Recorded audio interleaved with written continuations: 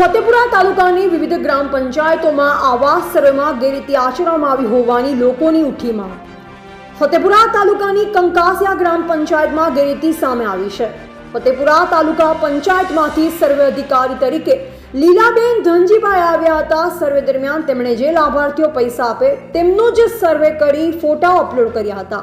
હવે ફરીવાર ગ્રામજનોની માંગ ઉઠવા પામી છે કે અમારું પણ સર્વે કરવામાં આવ્યું હતું તો રીસર્વેમાં કેમ અમારું નામ ના આવ્યું તેવો પ્રશ્ન ઊભો થયો છે। આ સર્વે દરમિયાન અમે પણ સર્વે અધિકારીને ₹500 લેખે પૈસા આપ્યા, તેમ છતાં અમારું રીસર્વેમાં નામ ના આવ્યું। આ માટે ગામના આગેવાનો દ્વારા ફતેપુરા તાલુકા વિકાસ અધિકારીને લેખિતમાં જાણ કરવા છતાં પણ સર્વે અધિકારી પર કેમ કડક કાર્યવાહી કરવામાં ન આવી તે પણ એક મોટો સવાલ છે। આમ કંકાસિયા ગામના જાગૃત નાગરિકો દ્વારા પ્રશ્નને ઉજાગર કરવામાં આવ્યા છે। જ્યારે ગરીબ લાભાર્થીઓ લાભથી કેમ વંચિત રહે, ખરેખર ગરીબ લાભાર્થી લાભથી કેમ વંચિત રહે છે? જે લાભાર્થીઓએ પૈસા આપ્યા એ લાભાર્થીઓના રીસર્વેમાં નામ આવ્યા છે અને જે લાભાર્થીઓએ પૈસા નથી આપ્યા એમના રીસર્વેમાં નામ નથી આવ્યા। ખરેખર સરકારને ધ્યાન દોરવા જેવી બાબત જલ્દી ધ્યાન દોરે તેવી ગ્રામજનોની માંગ ઉઠી છે।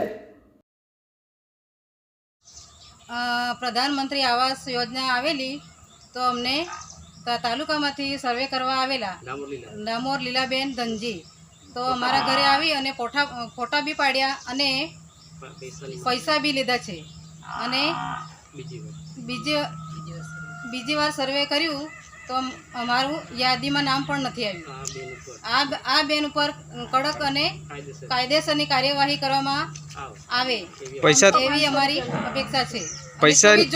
પૈસાની માંગણી કરી હતી કે પછી તમે આપ્યા હતા? માંગણી કરી હતી।